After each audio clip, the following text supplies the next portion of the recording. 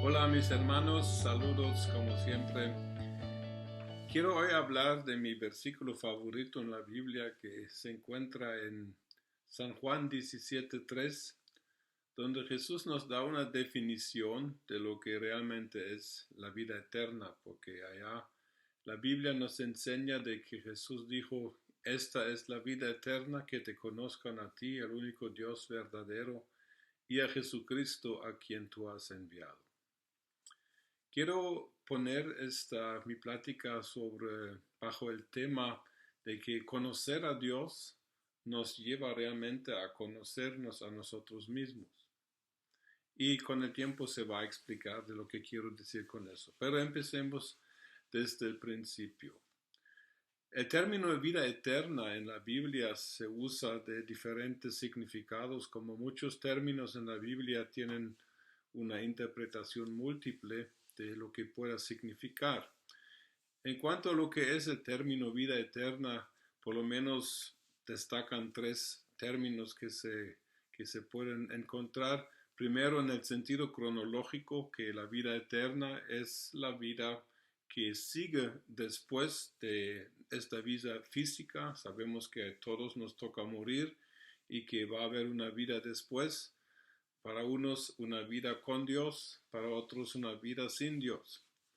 En el segundo significado, la vida eterna es más un término escatológico. Quiere decir que aquí habla de la segunda venida de Cristo, cuando Jesús viene para establecer su reino, y eso también, a esto se refiere también como la vida eterna. Pero la definición que Jesús aquí en su oración de sumo sacerdote antesito de morir, y las cosas que uno dice antes de morir siempre son cosas que tienen mucho peso, y también aquí vemos de que Jesús hizo una plática larga en los sermones del aposento alto de Juan 13, 14, 15, 16 y 17. Y aquí Jesús nos da una definición de vida eterna que se refiere a algo más que cronológico, escatológico, sino que está hablando de una calidad de vida y no tanto de una largura de vida. Aquí la vida eterna tiene que ver de que Jesús define la vida eterna como un proceso de seguir conociendo a Dios el Padre y conocer a Jesucristo. Ahora, lo que a mí me llamó la atención, que en este capítulo 17 de Juan 8 veces aparece, por lo menos en el alemán, el término gloria o el adjetivo glorioso. Y yo pienso de que aquí hay una indicación de que lo que Dios llama gloria tiene más que ver con una relación íntima y buena con sus hijos, y no tanto con espectáculos, y no tanto con lo que muchas veces es referido como gloria de Dios en nuestros contextos evangélicos y pentecostales. Lo que para Dios es glorioso es que haya un conocerse, un, un llegar a apreciarse más, y de que esta relación llegue a ser una relación íntima y completamente libre de egoísmos o de pensamientos, porque tenemos que admitir, incluso nosotros a veces buscamos a Dios, pero siempre el fin es de que podamos recibir algo de Él.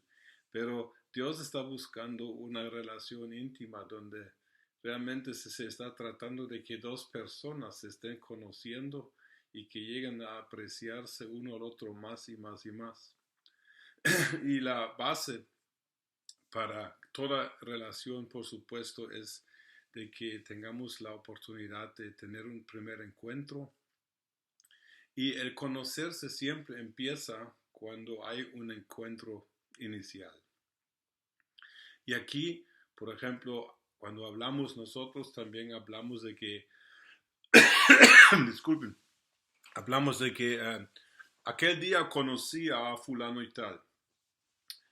Eso quiere decir que nos encontramos con una persona y llegamos a saber tal vez cómo se llama, qué hace, de dónde es, pero realmente no podríamos decir que conocemos a esta persona en el sentido profundo y mucho menos íntimo. Pero es un inicio. Y así la relación de un ser humano tiene que iniciarse con Dios. Siempre va a haber algún encuentro. En algunos casos son experiencias que uno tiene con lo que hace Dios. Otros tal vez lo llaman su conversión o cuando aceptaron a Cristo o cualquier cosa. Pero el conocer a Dios, Jesús lo define como vida eterna. Quiere decir que conocer a Dios nos va a llevar el resto de nuestra existencia, tanto de este lado de la eternidad como del otro lado de la eternidad. Porque siendo Dios infinito, nos va a llevar un tiempo infinito para conocerlo. Es lógico. Y por eso lo bonito de conocer a Dios es que nunca va a ser aburrido, porque como Dios, por definición, es un Dios que no tiene fin, que es infinito en todo sentido, y para conocer la infinidad se necesita la eternidad prácticamente. O sea que es lo bonito que el cielo o lo que viene después de esta vida no va a ser algo aburrido porque vamos a seguir conociendo a Dios.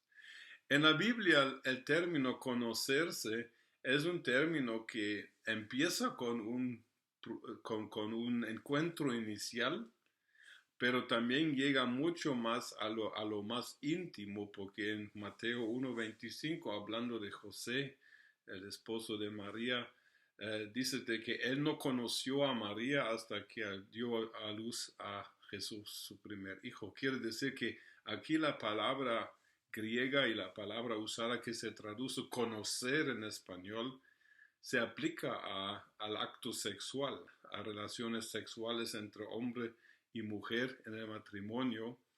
Y eso es una de las cosas más íntimas donde la Biblia habla de que los dos llegan a ser una carne, que ya no son uno, ya no son dos, sino son uno. Y eso es realmente el fin. Y yo pienso que no es una casualidad de que Jesús y el Padre nos quieren invitar a una relación con Él que, que va a ir, que va a ir a ser más y más profunda, más íntima con el tiempo.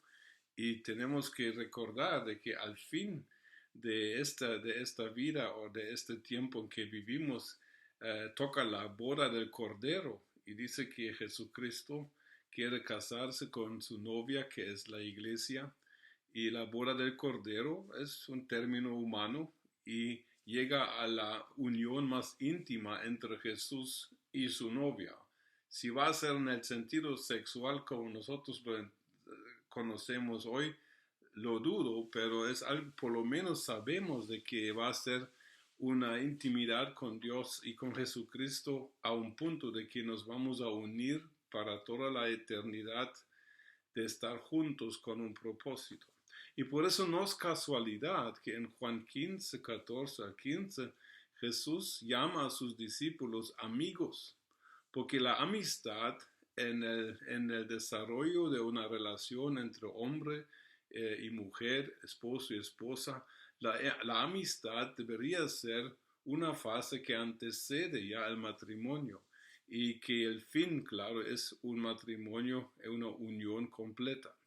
Entonces aquí realmente entendemos de que conocer a Dios y la vida eterna habla de una calidad de relación y no de muchas otras cosas que a veces por lo cual tomamos este término vida eterna.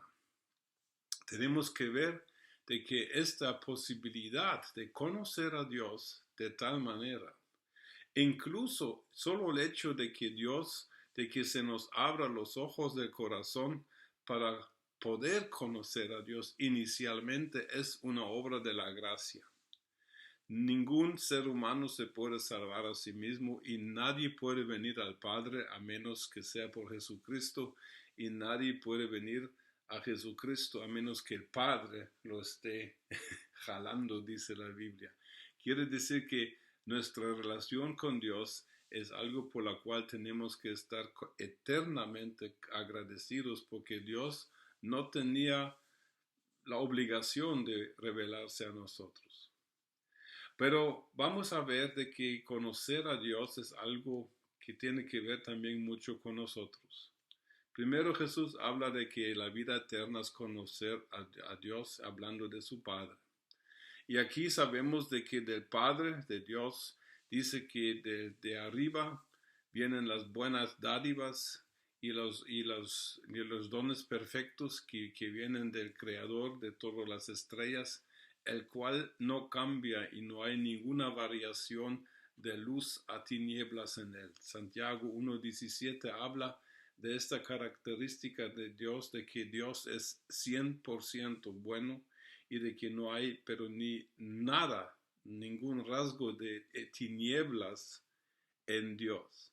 Todo lo bueno que el ser humano puede sentir y todo lo bueno que anhela, que no tiene porque le hace falta, revela realmente la naturaleza del Creador, revela también el potencial de que puede tener el ser humano. Porque el ser humano, todos, no importa si son cristianos o no, todos deseamos tener una buena vida, una vida de paz, de tranquilidad, con buenas cosas, y todo lo que no es bueno, todo lo que es malo, lo que es malicioso, que es violento, es algo que realmente va en contra de nuestra naturaleza, pero por el pecado ha entrado a este mundo. Pero si vemos de dónde realmente nos originamos, Dios, vemos un origen donde Dios dijo que todo fue hecho perfecto.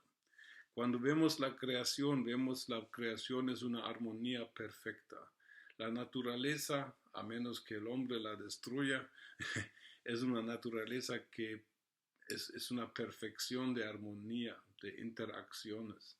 El cuerpo humano es una maravilla que nos cuentan los científicos de cómo funciona todo, si funciona bien. Entonces podemos ver de que en Dios no hay nada, absolutamente nada de maldad de ninguna forma.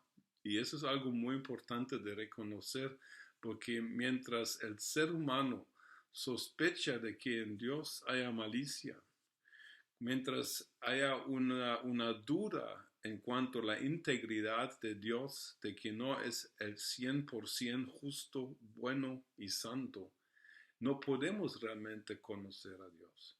Y si no podemos conocer a Dios en su perfección de bondadosa, en su santidad, tampoco podemos realmente jamás conocer el verdadero potencial de nosotros los seres humanos, porque nosotros somos hechos a la imagen de Dios. Hemos llegado a definir humanidad muchas veces como débil, malo, malicioso. Y claro que existe todo esto en la humanidad desde el pecado. Pero esto no era su original, no era la intención original de que el ser humano fuera malo o malicioso o violento, no. El verdadero potencial del ser humano es de que se parezca a Dios, y en Dios no hay nada de estas cosas malas ni maliciosas. Entonces, conocer a Dios, una de las cosas que necesita nuestro corazón en este proceso es realmente de que nos libremos de toda idea de que Dios pueda ser en alguna forma malo, porque Él no lo es. Pero Jesús también dice que la vida eterna es conocerle a Él. Y aquí tenemos que tocar tres puntos diferentes que nos hace entender esta idea de conocer a Jesús, nuestro Señor y Salvador. En primer lugar, tenemos que recordar de que Jesús, una de las cosas principales por las cuales vino al mundo, fue morir en lugar de nosotros por nuestros pecados y la pecaminosidad de la humanidad. Nosotros en Alemania, por lo menos, vivimos en un tiempo en que el término pecado es considerado alguna cosa de la Edad Media, algo que es ridículo. Se ríen, se hacen chistes de pecado, y el pecado a veces se usa en términos que que hoy pequé porque me comí 3 pedazos de pastel. Y entonces el pecado ya no es un tema en la sociedad que niega a Dios, pero el pecado es un problema muy serio. Y la seriedad de lo que es el pecado realmente se revela en la forma más cruel y más gráfica en la pasión de Cristo. Porque en su pasión, en su muerte, en su pasión, el martirio de la flagelación, la crucificación, todo lo que sufrió Jesús los últimos 3 días de su vida, eh, allá se mira realmente de cuán perdido y cuán terriblemente maligno es el pecado. Todo pecado. No hay pecado blanco, no hay pecado bueno, no hay pecado permisivo, no hay pecado que se pueda disculpar, porque por cada uno Jesús tenía que sufrir lo que sufrió.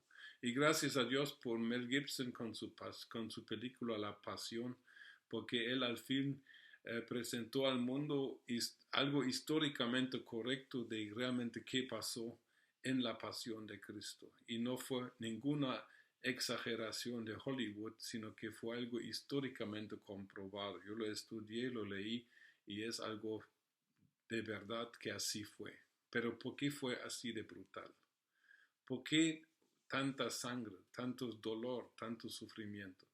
Es porque eso es lo que quería Dios mostrar al mundo. Eso es realmente la maldad profundísima que es el pecado y el rebelarse en contra de Dios.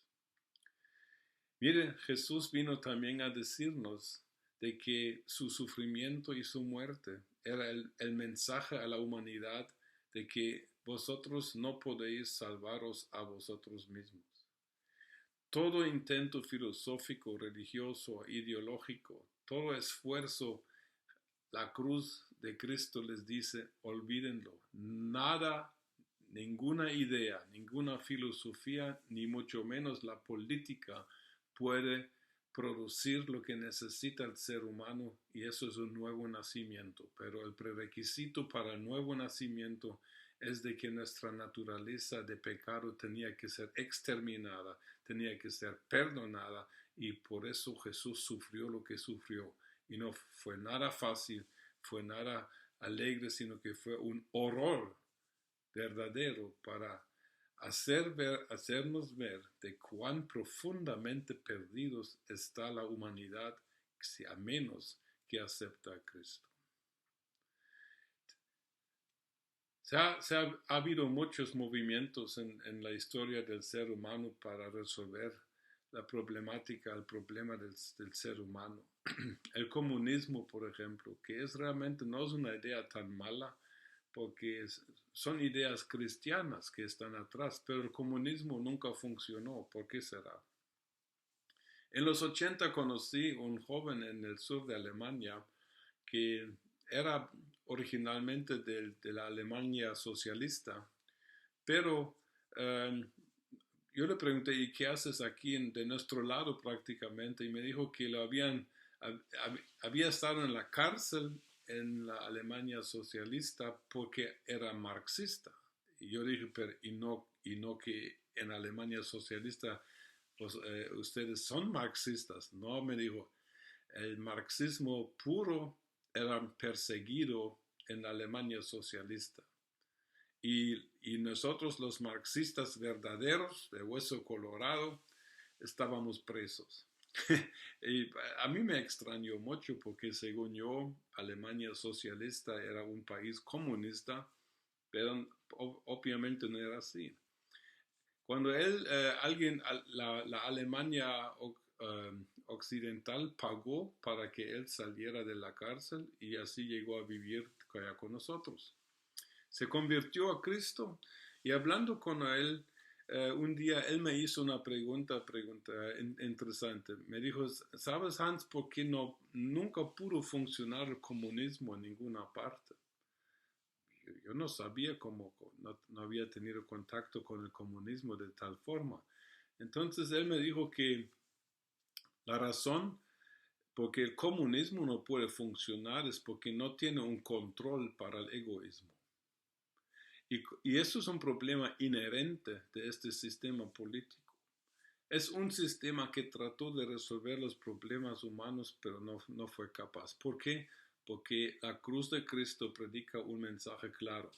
No pueden salvarse a sí mismos. Ningún esfuerzo humano, ninguna idea filosófica, religiosa, ideológica o lo que sea, ningún sistema social, ningún programa político puede producir lo que el ser humano necesita, y eso es nacer de nuevo, nacer de arriba, nacer sobre la base de lo que Jesús abrió para la humanidad en la cruz del Calvario. Cuando un ser humano al fin reconoce de que está verdaderamente perdido sin esperanza de poder volver en su propia fuerza ante el trono de Dios, allá es el punto cuando la gracia y la misericordia de Dios lo puede cambiar y lo puede sacar. La segunda cosa por la cual tenemos que conocer a Jesucristo es porque Jesucristo llegó a revelar el potencial que realmente tiene la humanidad, una humanidad libre del pecado, una humanidad que no tiene conecte con el pecado original de Adán, una humanidad que es 100% por Dios y para Dios, y un ser humano que vive en una relación perfecta con Dios. Jesús vino a la tierra para revelar lo que un ser humano, porque la teología admite que Jesús obviamente era 100% divino y era 100% humano. Y entonces en la humanidad de Jesucristo podemos ver realmente el potencial del ser humano que tiene una relación perfecta con Dios. Por eso Jesús se le llama postrer Adán en 1 Corintios 15:45, porque Jesús tenía que mostrar al mundo para lo que es capaz de hacer un ser humano perfecto. Y nosotros podemos llegar a ser a esta perfección, no en nuestras fuerzas, sino que Hebreos 10:14 y otros versículos implican de que por fe podemos llegar a ser seguidores de Jesucristo. Jesucristo es el perfecto, es el justo delante de Dios, y Él quiere traspasar su naturaleza a nosotros si creemos. ¿Qué hizo Jesús como ser humano? Pues todo lo que hizo Jesús lo hizo como ser humano. Y fue tratado como un ser humano, sufrió como un ser humano, fue tentado como ser humano, igual como Adán el primero, pero superó. Y Jesús realmente caminó sobre el agua, no como Dios, sino como ser humano. Jesús hizo milagros como humano y no como Dios, porque Dios no tenía que comprobar de que es capaz de hacer cosas sobrenaturales, pero que un ser humano pueda caminar en una sobrenaturalidad tan natural, eso era nuevo también para Israel. Una vez Jesús calmó una tormenta en Marcos 4, pero luego critica a sus discípulos y les critica por ser incrédulos. Ahora, yo no creo que Jesús era una persona sarcástica o cínica o que se estaba burlando de sus discípulos. Porque si era imposible para estos hombres controlar la tormenta, realmente la pregunta de Jesús hubiera sido cínica o una burla, pero no puede ser. Se nos olvida de que Jesús también vivió por fe. Jesús tuvo que aprender a base de la palabra de Dios, tuvo que aprender quién es, lo que tiene y cuál es su identidad, sus recursos y su destino. Recibió palabras remas en su relación con la palabra de Dios y con el Espíritu de Dios, y definitivamente Jesús actuó por fe, porque Gálatas 2:20 en el original dice de que lo que vivo ahora en la carne, lo vivo en la fe, en griego dice, del Hijo de Dios. Entonces, Jesús demuestra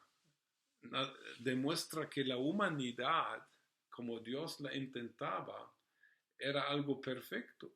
Jesús también tenía aspectos en su vida que donde muestra de que siendo Dios y siendo hombre perfecto, él demostraba sentimientos negativos como tristeza, enojo, sacó con enojo a los cambistas del templo. Jesús lloró en San Juan 11. Jesús a veces estaba harto de sus discípulos y de su manera de ser o de su manera de creer o no creer. Y Jesús llegó a decir cosas increíbles como en San Juan 10:34, vosotros sois dioses, realmente hablando de un salmo. Entonces, viendo a Jesús, nosotros podemos aprender realmente quiénes deberíamos ser y quiénes podemos ser nosotros, porque Jesús nos vino a dar la pauta, porque Romanos 8:28 dice que la meta de la fe cristiana es de que todos lleguemos a ser transformados a la imagen de Cristo otra vez. ¿Y qué era Cristo? El ser humano perfecto, en una relación perfecta con el Padre. Y entonces, conociendo a Jesús, podemos conocer cuál es nuestro llamado, cuál es nuestro destino y cuál es nuestra verdadera nueva identidad. Y quiero terminar con esto, porque eso es muy, muy central y se nos olvida.